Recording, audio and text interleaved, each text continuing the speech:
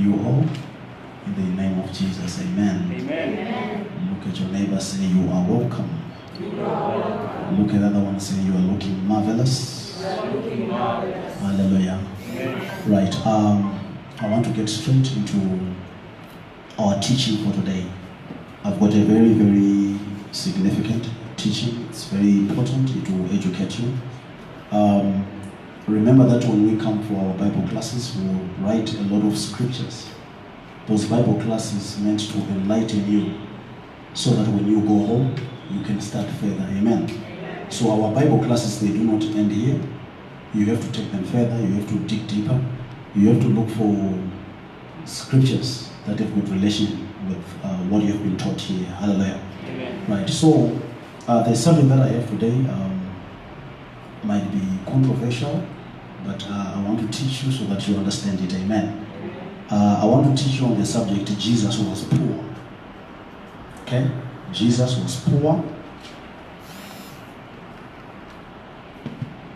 Then you put 2 dots.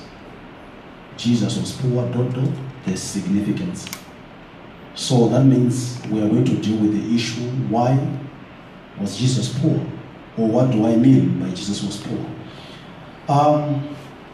Have you realized that many of the teachings that you have had, they have, from your early days of being taught about Christianity, have you seen that you have been taught that Jesus was poor? Therefore, as a Christian, it's important for you not to be rich. Is this making sense? When we gave our lives to Christ, many of the messages that we were taught tried to point or illustrate that Jesus was a very, very poor person, which is true. Which is what? True. But he was poor on earth, not in heaven. But now, the gospel about why Jesus was poor does not end with Jesus just being poor. There is a reason why Jesus was poor. There is need for revelation why you have to be taught why Jesus was poor. Hallelujah. Amen. So, that's why I say what I'm going to teach you today can be a bit controversial, because I don't know where you are coming from, but where I'm coming from, it looks like there's a fight between one member of Christ or one church and another. When we got born again, we have been told so much that Jesus was very poor. He was born in a manger. Jesus was very poor. He entered Jerusalem on the most humble animal, the donkey. Jesus was poor. Some even quote the scripture that says, birds have got nests, foxes have got holes, but the Son of Man has nowhere to lay his head. Some of the teachings that I've had, they actually try and interpret that scripture where Jesus said the Son of Man has nowhere to lay his head. They try and interpret that Jesus had no home or had no house. Now, it's not true that Jesus had no house. Okay? And when Jesus said the Son of Man has nowhere to lay his head, he did not mean that he had nowhere to sleep or he was a destitute. No. He meant that him being the head of the church and us being the body of the church. Remember, we are the what? The body. And our head is Jesus. So Jesus being the head of the church and us being the body. He was saying, him being the head, he has nowhere to lay his head. As the head, he had nowhere to put his head, because the body of Christ, when he said that, was not yet there. Yes. The body of Christ was only there when Jesus died and resurrected. So when he said the Son of Man has nowhere to lay his head, he didn't mean I have nowhere to sleep. He was saying the body, or my body as Jesus, which is the body of Christ, is not yet served. So I have nowhere to lay my head. Jesus had a house, because if you look at the first disciples that he won, one of them, Nathaniel, he went to Jesus and he said, show us where you stay. And the Bible said Jesus took them where he was staying and they spent the whole day there. So he had a house. But, listen to this. Jesus having a house, or Jesus being surrounded by gold and this and that when he was born, those treasures that came from the rich man, that is not evidence to us that Jesus was rich.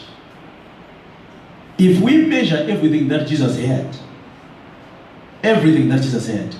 and our conclusion using a natural eye is Jesus was rich, it is not true according to where God is standing.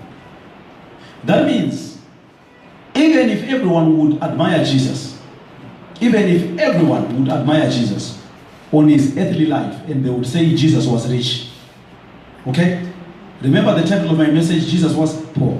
So if everyone would admire Jesus and say Jesus was rich, but according to the standard of God, according to how God created a Christian generally to be, Jesus, to me, in the revelation that the Lord gave me, Jesus is considered to be among the poorest people in the kingdom of God when he came on earth.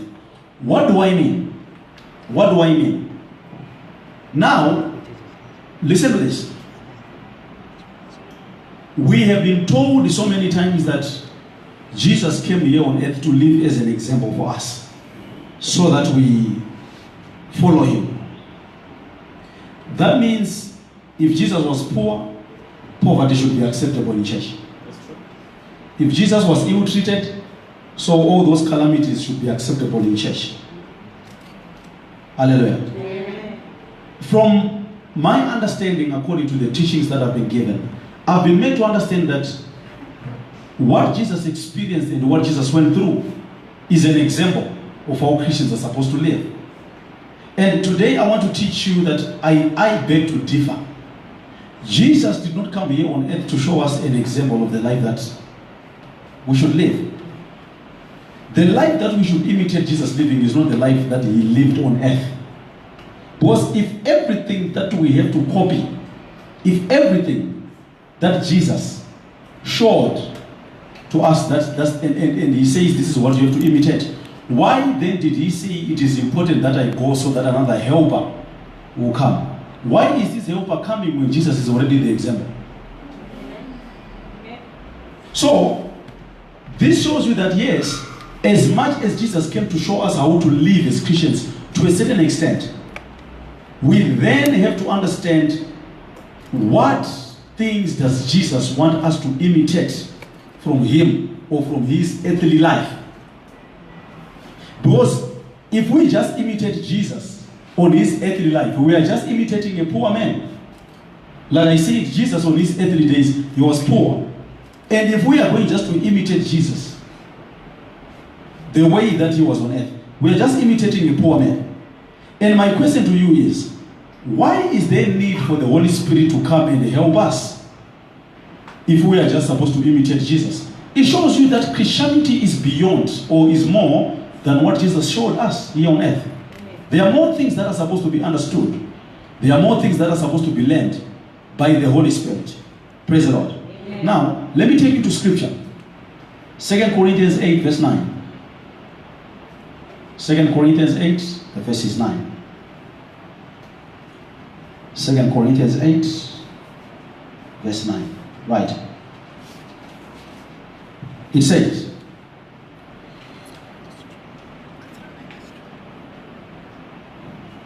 right, sorry, pardon me. 2 Corinthians 8, verse 9.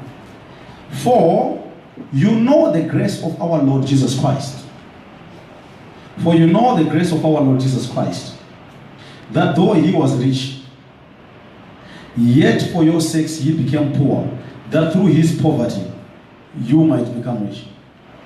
For you know the grace of our Lord Jesus Christ, that though he was rich, we are going to try and identify where he was rich using scripture, not using what have been shown through Revelation. Lest we argue. So I want to show it to you using scripture. Though Jesus was rich, but he became poor. So we want to discover where was Jesus rich and where did Jesus become poor. Jesus lived two lives. One life of riches and one life of poverty. Yes. And my message to you is Jesus was poor. So I'm not going against the word of God, because I know some religious people that are watching me, they're already saying, there goes, these pastors. You look at abomination. Listen to what he's saying. He's saying Jesus was poor. I didn't say that. Poor. So Jesus was poor. Is this making sense? Right. Let's go to our next scripture. Philippians 2, verse 5 to 8. Philippians 2, verse 5 to 8.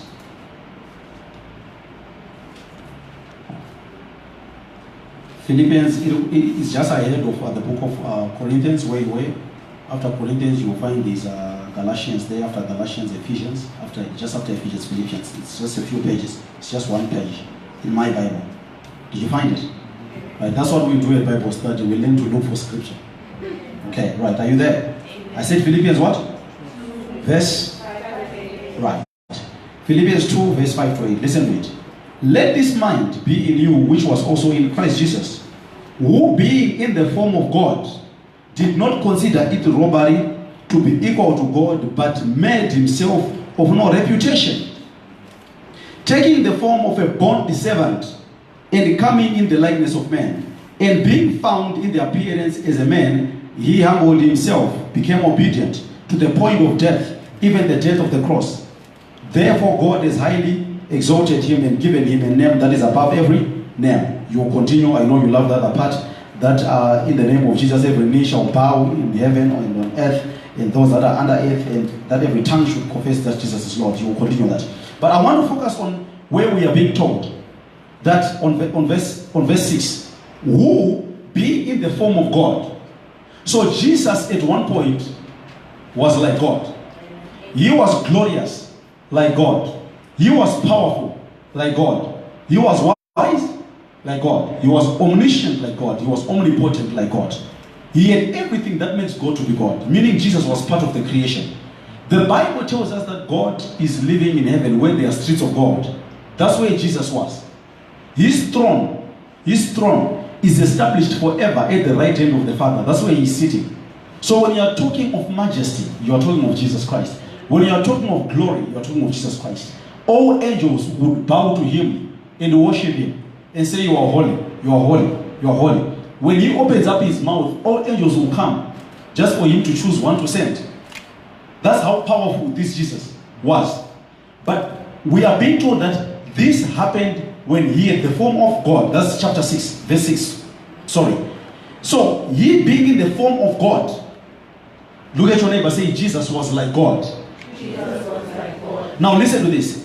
Him being in the form of God, he did not consider it robbery to be equal to God, but made himself of no reputation.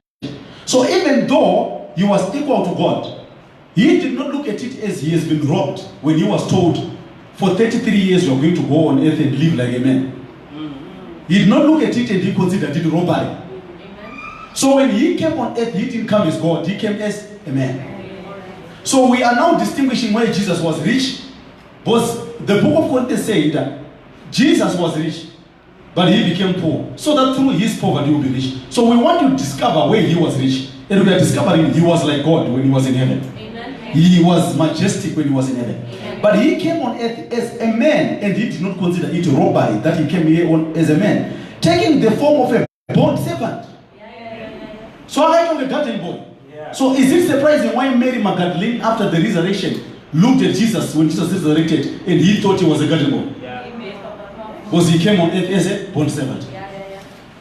So here on earth, Jesus was like a garden boy. I know I might sound like in ones, but I want you to understand the significance. The moment you begin to look at Jesus as a rich person on earth, you are opposing what he died for. Because I'm going to show you why he had to be poor. That's why I said Jesus was poor. ... the significance. I want to show you the significance. I want to show you why it was important for him to be poor and not to be rich. Everyone here, including those that are listening to me, they wish if Jesus was rich. That's why you find it so hard for pastors to come to reality with the fact that Jesus was poor. They want to be associated with the rich Jesus. They want to be associated with the founder of the gospel who was rich. Yes, he was rich in heaven. And now that he's back in heaven, we are serving a rich master. But he's 33 years on earth. He was the son of a carpenter. He's 33 years on earth. They could not afford a hospital. He was born in a manger. He's 33 years on earth. They could not afford chariots. He would be transported on a donkey. Amen. Amen. Am I talking to you? Amen. Am I talking to you? Amen. So Jesus was poor. So now when he came here as a bond servant, and he did not consider it robbery that I left my throne, I left my position of power, I left my position where everyone obeys me. He came here as a man, and not just as a man, as a bond servant, as someone who holds a pick and a shovel, as someone who is working in the lowest department in the construction company, as someone who is working on a terminal sweeping. He came as a bond servant. Those jobs are not done. A bond servant can't be rich. Amen. Praise the Lord. Amen. Am I helping you to have the right picture? Amen. Am I helping you to have the right picture? Amen. So Jesus was poor. Amen. Amen. He came as a bond servant. And listen to this. He humbled himself, became obedient to the point of death, even death of the cross. He did not just obey to the point of death. He became obedient to the point of death, even death of the cross. So we are talking of two deaths here that I need to explain to you. Number one, there's just death. That everyone dies. Now there's death of the cross. That bond servants die. That's why side by side there were two thieves. Because he had to die like a thief. He had to die like a poor man. Praise the Lord. Amen. Right? Therefore, God also highly exalted and gave him a name that is above every name. I said you read that one in your home. So I want you to understand this. I want you to have a right picture of Jesus Christ. Jesus, on his days on earth, did not come to show off that he was rich. Jesus, on his days when he was on earth, was never rich. Amen.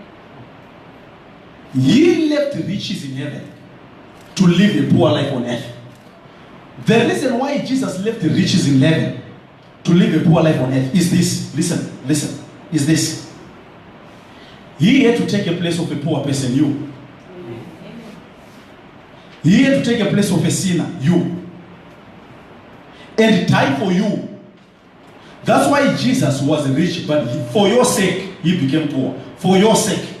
Amen. Say for my sake. For my sake. Say it like you mean it. For my sake. He became poor. He became poor. Now, if for your sake, he became poor, do you wish if Jesus was rich?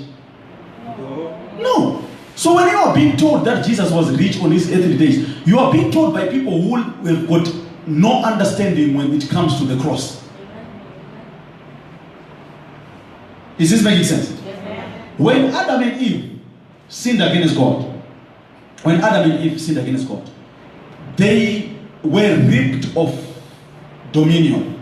All right. They were ripped of ability to be fruitful. They were ripped of ability to multiply. They were ripped of ability to be called children of God. The Bible tells us that God said to Adam, of every tree that is in the garden, of every fruit in the garden, eat.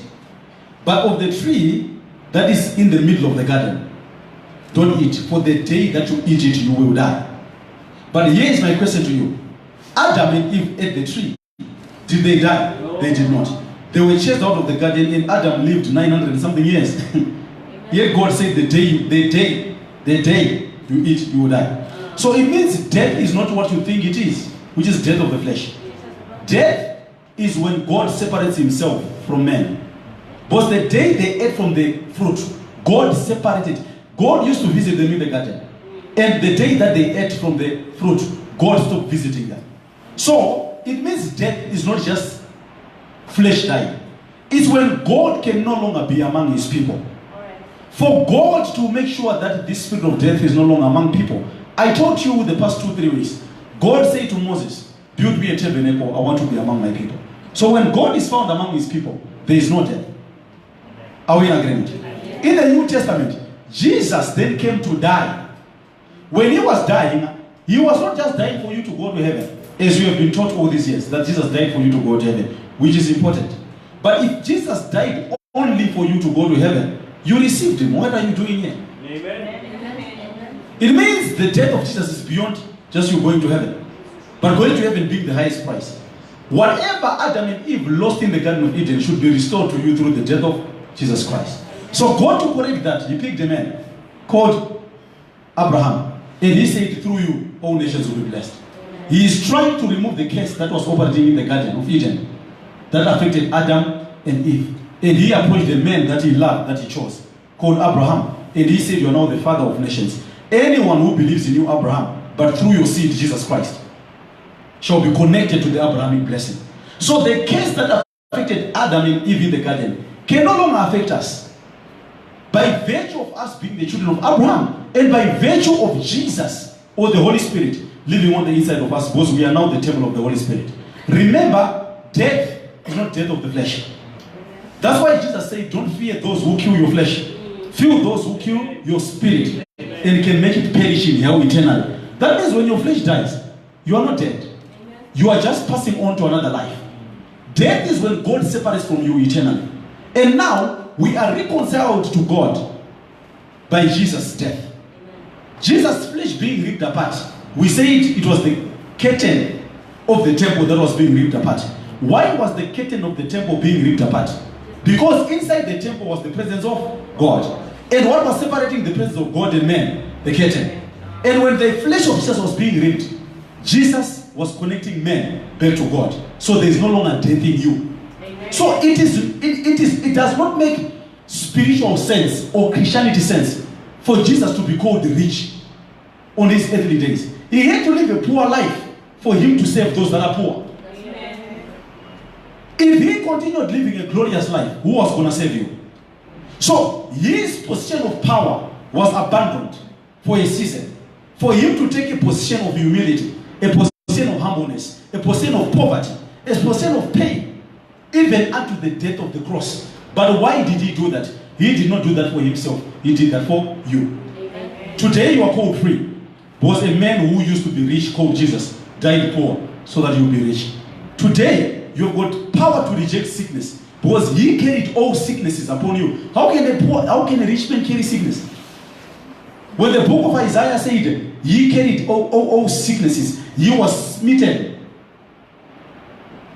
of our peace. The chastisement of our peace was upon him. How can all those things, chastisement, be upon a rich man? He was not rich. He was poor. And the reason why Jesus came to live a poor life, so that you be rich. If Jesus came to live a rich life, you can't be rich. Because it means he just came to glorify himself without saving you. He came to glorify himself, but through saving you. So that he makes sure that when he enjoys his throne in heaven, he enjoys his throne with Christians. That's right. If Jesus does not die poor, no one will be saved. Because everyone that is dying for are sick people, are poor people, are people attacked by the devil. Look at the people that were dying in the Old Testament. In the Old Testament, did not Lazarus die in the Old Testament? He did. Where did he go?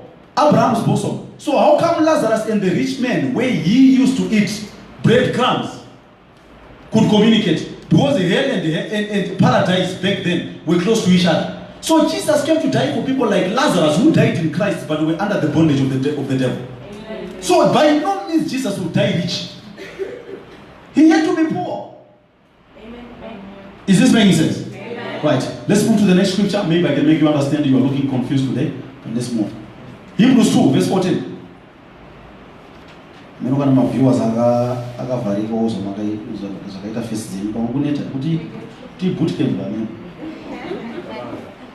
Hebrews 2, verse 14. Hebrews 2, verse 14. Hebrews is towards the end, just before Revelations, Jude, what? You found it, eh? Yes. Right. Hebrews 2, verse 14. Inasmuch then as the children have partaken of the flesh and blood, you will go meaning again. Inasmuch as the children have partaken in the flesh and blood, he himself likewise shared in the same. Okay. If you guys are partaking in the flesh and blood, that means if he is allowing you to eat his flesh and blood, if Jesus is saying you sinners, you can eat my flesh and blood, he also did the same. Yeah. He's doing us a favor of eating his flesh and blood. So at one point, we kind of also did him a favor of giving him our poverty. Amen. So that we can be rich. Those are the scripture. In as much as the children have partaken of the flesh and blood, he himself likewise, like allowing the church to take his flesh and blood. So the same system that he applied, could eat my flesh and blood, we also applied to take our sins. Amen. Amen. Amen. Amen. Do you look at it again? Are you getting what I'm saying? Let's look at it again. I'll read it again. Inasmuch then as the children have partaken of the flesh and blood, he allowed them, eat my flesh and blood. Eat, drink it, so that you become like me. So inasmuch as he allowed that, from as the Lord, as the Master, who has got glorious flesh, healing power in his blood, and he said, eat it. Jacques, inasmuch as he did that, himself likewise. What does likewise mean? It means it's synonymous, and it's similar. It means what Jesus did is equivalent to what we made him do. So if he made us to eat his flesh and blood to be like him, so at one point we made him to be like us. So he was a sin at one point.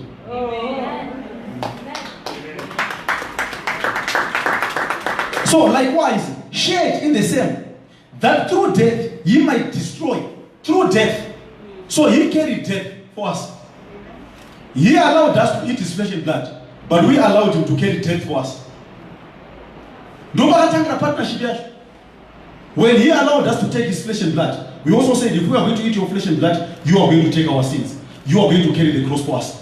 And all that could not happen to a rich man. A rich man would have called guards. Yeah. A rich man would have called soldiers. A rich man would have called for protection. A rich man would have been protected. He was abused. When Pharaoh said, just answer my question, are you the king of the Jews? Not Pharaoh, sorry. Pontius Pilate. He said, Pontius Pilate said, are you the king of Jews? And Jesus looked at him and did not answer the first time that he asked. And he said, answer, I am able to save you. And he said, you are able to save me? I've got power to save myself. Do you think if I wanted war, my father's angels would not be here right now? So he deliberately did not call those that obey him, because he had to die poor. Amen. Is this making sense? So never enjoy message on parents when Jesus was rich. They are stealing your blessing. Amen. Because if he dies rich, it means you have to carry your sickness. If he dies rich, you have to carry your poverty. But if he dies poor, he has to carry our poverty so that we will be rich. Amen. Am I helping someone? Let's finish this scripture so that we go to the next. So he carried death, so that he might destroy him who had the power of death, that is the devil. The next verse is verse 15 to 18. I'm going to read it. It says, and release those through fear of death were all their lives subject to bondage. Release those who through fear of death were all their lifetime subject to bondage. Paul of Lazarus is not talking of Lazarus who died but continued to be in bondage because Jesus had not died. So if anyone died in the Old Testament before Jesus died, anyone who died before Jesus died did not go to heaven where the Father is. They went to paradise. That was close to hell. I taught this the last time. Where was paradise located before Jesus died? Under. It was under. Close, very close to hell. That's why the rich man could say to Lazarus, to Father Abraham, send Lazarus with water, with a drop of water. Allow him just to put it on his finger. And the father said there is a gulf, a great gulf, a great trench, a great valley between the two of us. So it was great, maybe not in the sense of distance. No, because they could hear each other. So let's use our voices to say, where people can speak and shout. What distance is that? Maybe at most 100 meters. So the gulf was probably 100 meters. But it was great because it was deep. If anyone gets in, they will not come out. That is what God was using to separate hell and paradise. The great gulf. But they were close to each other. Close that they could hear each other.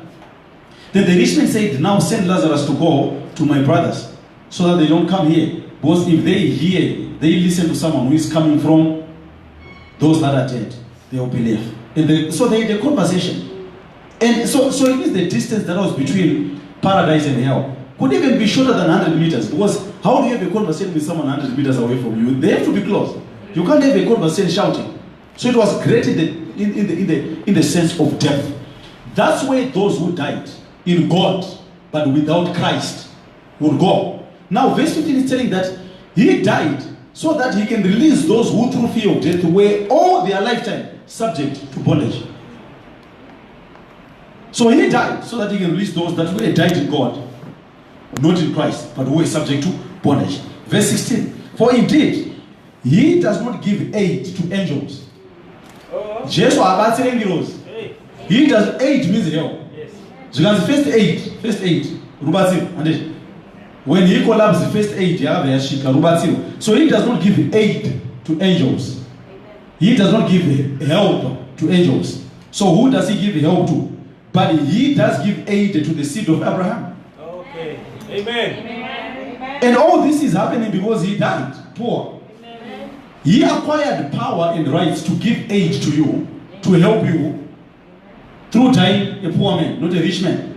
If Jesus rejects his position of dying a poor man and he dies as a rich man, like some tell us they shared his robes because they were very expensive.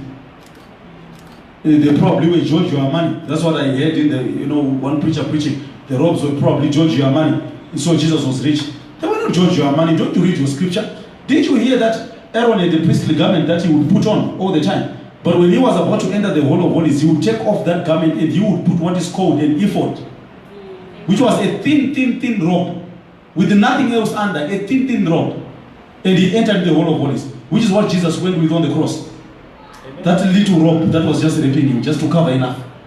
That is what Aaron used to enter. Not a rich garment. Aaron was actually called a stripped priest because he had to be stripped of every expensive item that was on him and enter with an ephod. Just a simple garment. So that garment that they shared, it was just a mockery. They didn't share it because he was rich. After all, how would they share a garment that had been ripped when he was being beaten, that had blood? So that was just a mockery. Am I talking to you? Am I talking to you? So Jesus died poor so that he could set captives free. Jesus died captive so that he can set captives free. Jesus died in bondage so that he can release those that are bound. Jesus died poor so that he can make the poor rich. Jesus died broke so that he can turn those broke into billionaires. The moment you begin to say amen, when someone says Jesus was rich, you've just been robbed of your bank account. He was poor. And take pride of it. Because I've shown you scripture. When people argue, no, Jesus was rich. I've shown you scripture. Let's finish it.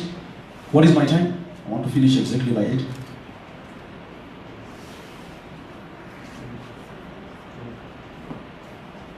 Verse 17. Therefore in all things, he had to be made like his brethren. Don't listen to me with your eyes. Listen to me with your ears. Therefore, in all things, he had to be made like his brethren. In all things. Financially, he had to be like his brethren who were poor. Health-wise, he had to be like his brethren who were sick. So Jesus was tested in every way that a man should be tested here on earth, on his 33 years. Here on earth. Yes. He had to be like his brethren, that he might be merciful and faithful high priest in things pertaining to God. So he had to live an ordinary life so that he can save the ordinary. That's what the scripture is saying. So in all ways, he had to be like his brethren. He had to be like his brethren so that he can save the brethren that he once was like. To make propitiation for the sins of the people. Verse 18. For in that he himself has suffered being tempted, he is able to aid those who are being tempted. He himself has suffered and has been tempted. So how is he rich when he suffered? Suffering is not just pointing to suffering of the cross. It's talking about suffering of days that he went to sleep without eating. How many scriptures have you read that tell you that Jesus was tired and weary and hungry? How does a rich man get hungry? I really know how to get hungry except when I'm fasting, I'm rich. Because someone poor died for me. Amen. See, I only get hungry when I'm fasting, but I never go to sleep without eating. I've got abundance. I live. When I eat, I leave some for my dogs. I'm proud of it because someone died for me. Amen. I take pride in living food. I will never apologize for that. Praise the Lord. I'm living a beautiful life. I've got beautiful cars. I want to buy more on top of more because someone died poor for that to happen. Amen. If I open my mouth and say Jesus was rich, I'm going to be robbed of my garage. I'm going to be robbed of my health. I'm going to be robbed of my businesses. I'm going to be robbed of my finances. He died poor so that I can be rich. Am I making sense to someone? I want to read verse 18 again so that you get it. For in that he himself has suffered, being tempted. He is able to aid those who are being tempted. So he suffered and he was tempted. Amen. Praise the Lord. Amen. So that he will be able to help you when you are suffering. Amen. To help you when you are tempted. Amen. Open your mouth, say, I'm rich. I am rich. Because he died poor. Because he died poor. I'm healed. I am healed. Because he carried my sickness. Because he carried my sin. I'm blessed. I am blessed. Because on the cross he was cursed. Because on the cross he was cursed. Amen. Hebrews 2, verse 10, verse 9 and 10. Hebrews 2, verse 9 and verse 10.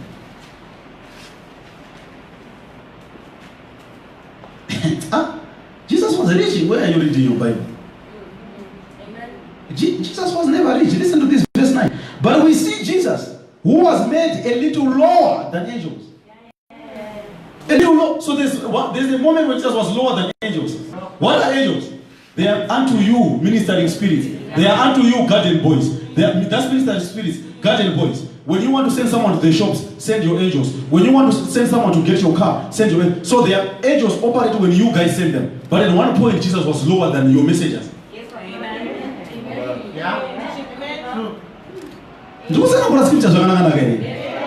He was made to be a little lower than angels. Who was made a little lower than angels? For the sufferings of death, crowned with glory and honor, that he may, by grace of God, might taste death for everyone. Verse 10, for it was fitting. That's the reason why. He was a little lower than angels. Because he was rich. Why was he poor? Why was he a little lower than angels? Why was he broke? Why did he get at the well in Samaria? And his disciples had to travel a far distance to buy food. A rich man. Amen. Waiting for people to go and buy food. Amen. Why did that happen? Here is your answer in verse 10. For it was fitting for him, for whom are all things, and by whom are all things, in bringing many sons to glory, to make the captain of their salvation perfect through sufferings. Amen. So it was fitting for him to suffer, so that he can be the captain of salvation, so that he can be the savior, so that he can save those that are suffering. According to verse 10. For both he who sanctifies, that's verse 11, and those who are being sanctified are all one. So he died so that today we can be one. Amen. But we are now one today. We are now one today, not with the poor man, with the rich man. Amen. Because he's no longer on earth. Where is he? He is sitting at the right hand of the Father. Amen. And the Bible says he is in heaven, so are we on earth. So Jesus was poor on earth, but in heaven he was rich. Why was he poor on earth? Verse 10, I'll read it again. For it was fitting for him. What was fitting for him? To be poor. What was fitting for him? To go without food. What was fitting for him? To be called a sinner, even though he was not a sinner. What was fitting for him? To carry your cross. What was fitting for him? To die a humiliating and the most excruciating death that a human being can experience. It was fitting. It was necessary. That's the other way for fitting here. It was necessary for him to die like a poor man. Why? For whom all things, and by whom all things, in bringing many sons to glory. So he had to die a shameful death, so that he can bring those that are in shame to glory. Glory. Amen. Amen. Hallelujah. He had to die a shameful death and a poverty death, so that he can bring those that are in poverty to riches. Saka hakuna gospel or hakuna mwari inonzi Jesu angari mvumi. There is no gospel that is coming from God that tells you Jesus was rich. He was not rich. It was fitting for him to die poor to make you rich. Praise the Lord. Pani chavereka pe kupedzera chakushamisa. Ande taverenga Hebrews 9 and 10 anditi. Let's go to Galatians 3 verse 13. Galatians 3 verse 13. Galatians 3 the verse is 13.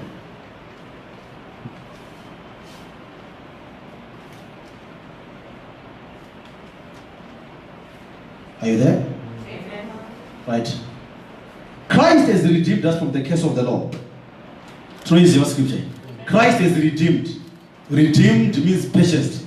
Christ purchased us from the curse of the law. So we are no longer cursed. Look at your neighbor, say you are no longer cursed. Having become a curse for us. Having become a curse for us. I don't understand how a rich man is a curse. He became a curse for us, meaning he took our positions of disadvantage, our positions of poverty. It's on a tree. Verse 14, that the blessing of Abraham might come upon the Gentiles in Christ Jesus, that we might receive the promise of the Spirit through faith. So Jesus was hanged on a tree to redeem us from the curse of the law. Verse 14, that as if it's one chapter, one verse. Verse 10 and verse 14. One verse. Could Christ has redeemed us from the curse of the law. That the blessing of Abraham. Those are to our original. Read it without looking at the numbers. Christ has redeemed us from the curse of the law. That the blessing of Abraham might come upon the Gentiles. Amen. Christ died. How did Christ redeem us from the curse of the law? By hanging on a tree. Since it is written that cursed is everyone who is hangs on a tree. So how did Christ redeem us from the curse of the law? By hanging on a tree. Why did he redeem us from the curse of the law? So that the blessing of Abraham might be upon Gentiles. So why did Christ hang on a tree? So that the blessing of Abraham might be upon Gentiles. Not so that you go to heaven only. Amen.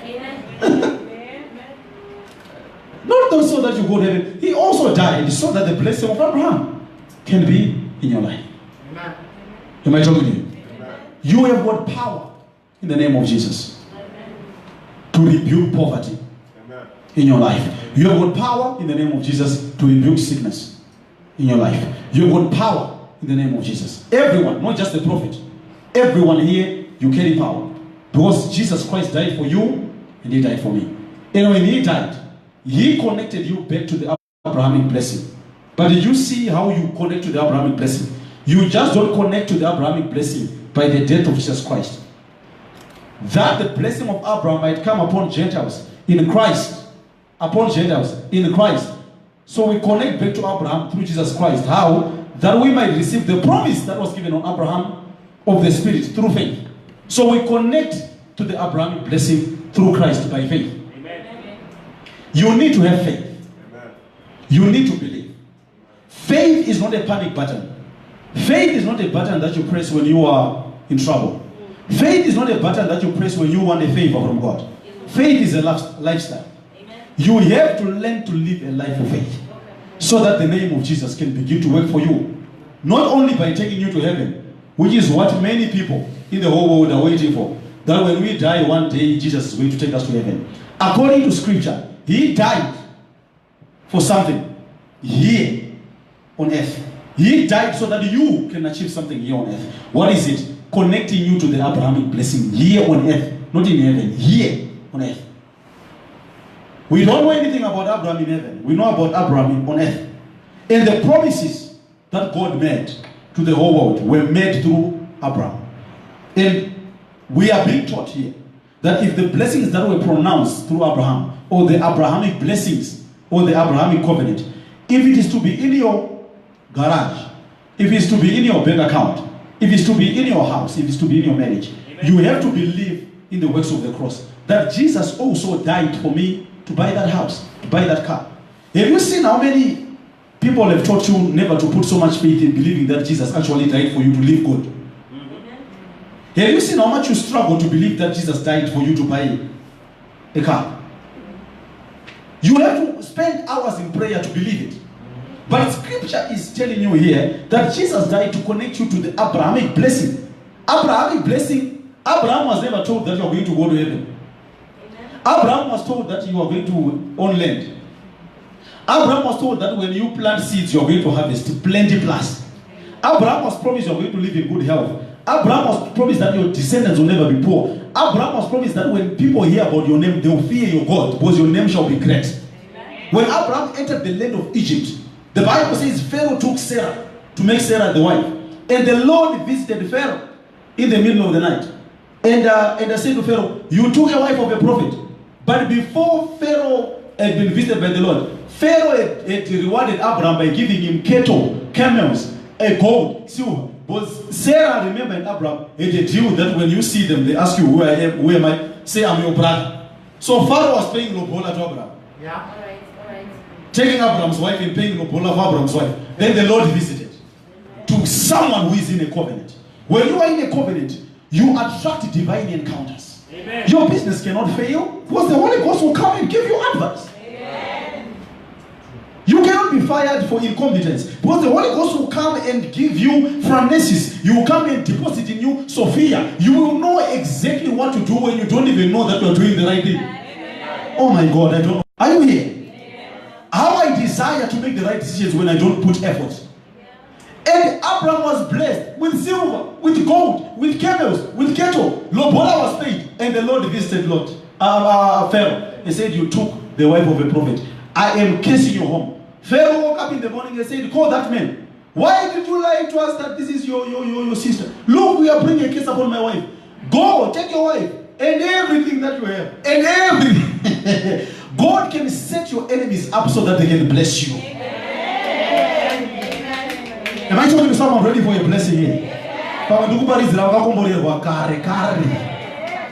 I talking to someone? God can use someone that you don't even expect to buy that house. God can use someone that you don't even expect to buy that car. God can use someone to pay that bond. But you need to believe that Jesus died for it.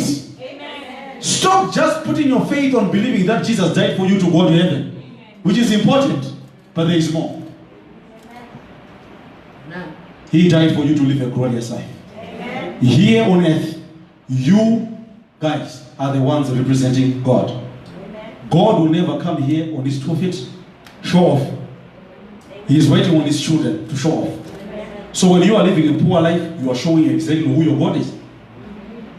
And when pastors, prophets, evangelists are telling you that you should imitate the life that Jesus lived, that he lived a life of poverty, I want to correct you. He didn't live a life of poverty so that we copy it. He lived a life of poverty so that we can be rich. Amen.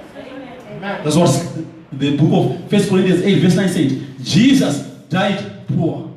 Jesus abandoned his throne in heaven to live here on earth like a bond servant. So we are not going to imitate a bond servant because he did that so that we be rich. Amen. Amen. Amen. Am I talking to you? You have to imitate what Jesus did. What did he do? Carry your cross. So you want to carry your cross. What did Jesus do? He carried sickness. That's what the book of Isaiah said. He carried our sickness. He carried our disease. So you want to carry your... Okay, go and live like Jesus. Carry your disease. Carry your cancer, carry your HIV. You pastors that are preaching that, please carry your sickness. It's okay when you say, be healed in the name of Jesus, but when it comes to cars, you say, be humble. Do you see how dangerous it is to be preached to by an ill-informed person? You will be taught to dwell on wrong things. Jesus did not live on earth poor. Jesus did not live on earth broke. Jesus did not live on earth carrying our sicknesses, our diseases, so that you imitate that life. He did it because he was exchanging that life with you so that you don't live it. Amen. So there's no need for you to live it. Amen. Praise the Lord. Amen. Condition your mind from today. Amen. Condition your mind. Transform your mind by the word. Amen. Ask the Holy Spirit to lead you to the right scripture so that you stop dwelling on wrong things. Hey, Lazarus was poor. He was poor and he went to heaven. So you think poverty will take you to heaven. Lazarus didn't go to heaven because he was poor. He loved God. If a poor man loves God, they will go to heaven. But the flip side of the token is also true. If a rich man loves God, they will go to heaven. The God that you serve is rich. If riches take you to hell, why does not God go to hell? If riches take you to hell. Yes, I know you argue, but Jesus said it is easy for a camel to enter the eye of a needle than for a rich man to enter the kingdom of God. Eye of a needle that you occupy is easy. It's not an eye of a needle that you used to sow. In Israel, there's what they call the eye of a needle, where camels used to pass by. So when a camel was carrying two bags side by side, was camel carries half side, it can't pass through that eye of a needle because they were making sure that maybe they were injecting camels or dipping camels. Same structure on a dip, where two animals can't enter because they have to toss them. That's an eye of a needle, not the sewing needle.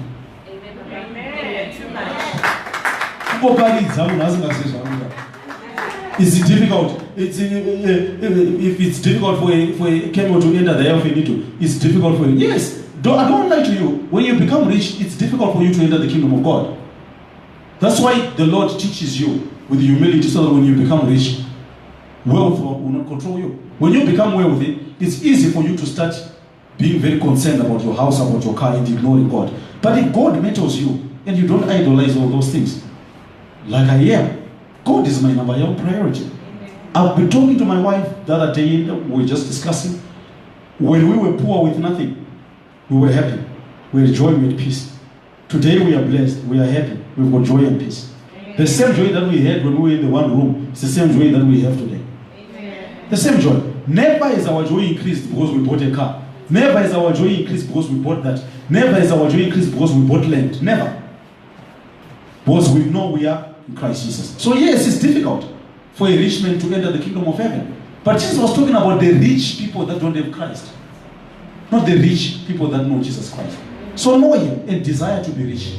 For you know the grace of our Lord Jesus Christ. For you know the grace of our Lord Jesus Christ. That though he was rich, but he abandoned the seat of riches, the world of riches. He came on earth, became poor, that through his poverty, you might be rich. Amen. Praise the Lord. Amen. So never from today listen to any message that tells you that Jesus was poor. I've corrected it. Jesus was, that says Jesus was rich. I've corrected it. Jesus was poor. Jesus was poor. I can't hear you. Jesus was poor. Yes. Thank you, Papa. Amen. Amen.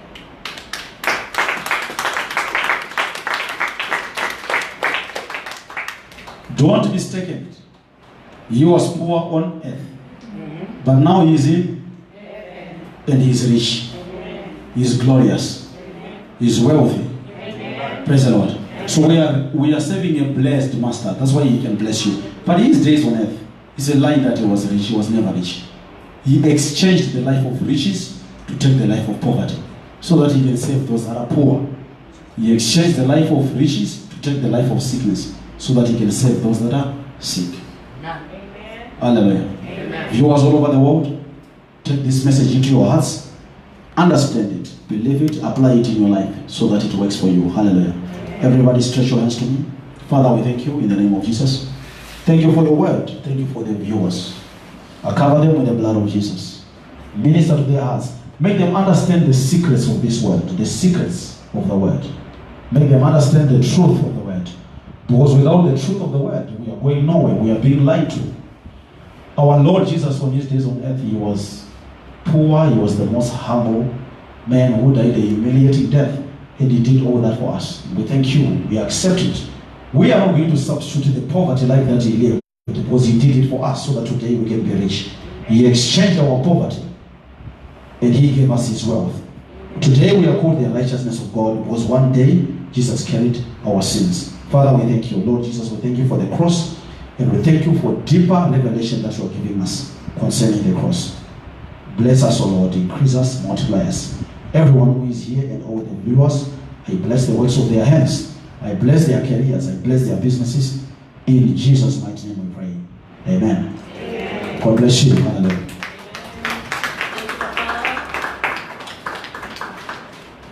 Right, so we meet on Sunday. Amen. Amen. As the Lord blesses you. Hallelujah. Amen. May your soul prosper, your spirit and your body prosper in Jesus' name. Amen. Amen. If you are sick, you came here sick, and there is any pain in your body, lift up your hands where you are. We will pray for you. If there is any pain, just lift up your hands. As you are seated, Father, I speak healing. I speak healing. I speak healing. I speak healing. By his stripes we are healed. Jesus carried our sicknesses. We don't have to carry those sicknesses again. In Jesus' name I declare you free. Amen. Amen. Right, God bless you.